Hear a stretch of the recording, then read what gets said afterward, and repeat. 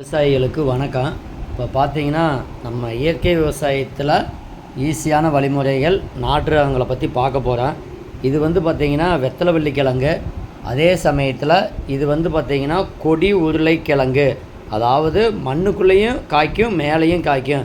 இது மேலே காய்க்கிற கிழங்கு வகைகளில் இது மேலே காய்க்கக்கூடிய கிழங்கு கொடி உருளைக்கிழங்கு. இந்த கிழங்கெல்லாம் பார்த்திங்கன்னா அவ்வளோ மருத்துவ குணம் வாய்ந்தது. நம்ம பித்தம், வெடிப்பு, கேஸ் ப்ராப்ளம் அனைத்தையும் சரி பண்ணக்கூடியது. இது பார்த்திங்கன்னா வெத்தலை கிழங்கு நம்ம நாட்டு ரகம்தான். இப்போ இதெல்லாம் ஏன் நம்ம இப்போ உங்கள்கிட்ட காட்டுறோன்னா, இதெல்லாம் நம்ம இயற்கை விவசாயத்தில் நம்ம இந்த சாண பாசி கரைசல் அப்படின்னு நாட்டு மாட்டு சாணத்துலேருந்து பிரித்தெடுக்கப்பட்ட பாக்டீரியாவை வச்சு தான் இயற்கை விவசாயம் பண்ணுறோம். சாணத்துக்கு பதிலாக சர்க்கரையை போட்டு ஒவ்வொரு தடவை மல்டிப்ளை பண்ணிக்கிறோம்.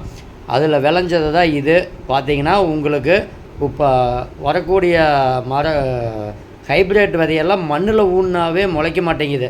இதெல்லாம் பாருங்கள் எவ்வளோ அழகாக நம்ம மேலே வச்சுருக்கும் போதே, வீட்டில் பெட்ரூமில் வச்சுருக்கும் போதே இது அந்தளவுக்கு நல்லா தளைஞ்சு வருது. அப்படின்னா இதற்கு காரணம் என்னன்னு பார்த்தீங்கன்னா இயற்கையில் பண்ணும்போது நம்மளுடைய நாட்டு ரகமாக இருந்தாலும் சரி, எதுவாக இருந்தாலும் சரி, நல்லா விளையும், நமக்கு சத்தும் கிடைக்கும். பாருங்கள், இது வெத்தலை கிழங்கு கிட்டத்தட்ட 5 அடி நீளம் வளர்ந்துருக்குது. மண்ணே இல்லாமல் பாருங்கள், இன்னும் எவ்வளோ நீளம் இருக்குது. 5 அடி நீளத்துக்கு மேலே வளர்ந்துருக்குது. காரணம் என்னன்னு பார்த்தீங்கன்னா, நம்மளுடைய நாட்டு ரகம் இயற்கை விவசாயத்தில் விளை வச்சது. நம்ம நாட்டு ரகங்களையெல்லாம் உற்பத்தி பண்ணி நம்ம பயன்படுத்தினது போக மீதியை நம்ம வெளியில் எல்லாத்துக்கும் கொடுத்துக்கிட்டு இருக்கிறோம். இப்போ இது பார்த்திங்கன்னா நம்ம நாட்டு மாட்டு சாணத்துலேருந்து நான் பாக்டீரியாவை பிரித்தெடுத்து இயற்கை விவசாயம் பண்ணிக்கிட்டு இருக்கிறேன். இப்போ இந்த சாணப்பாசி கரைசல் ஒன்று இருந்துச்சு, இந்த 1 லிட்டர் இருந்துச்சுன்னா நம்ம 200 லிட்டர் பேரலுக்கு 2 கிலோ நாட்டு சர்க்கரையை போட்டு தண்ணி ஊற்றி வெயிலில் தான் வைக்கணும். வெயிலில் வைக்கும்போது பார்த்திங்கன்னா உங்களுக்கு 7 நாளையில் தயாராகிடும். களைக்கிடும் போது நுர வரும், புளிச்ச வாசனை வரும். அடுத்தது பார்த்திங்கன்னா அந்த தண்ணி இந்த அளவுக்கு கலர் மாறியது.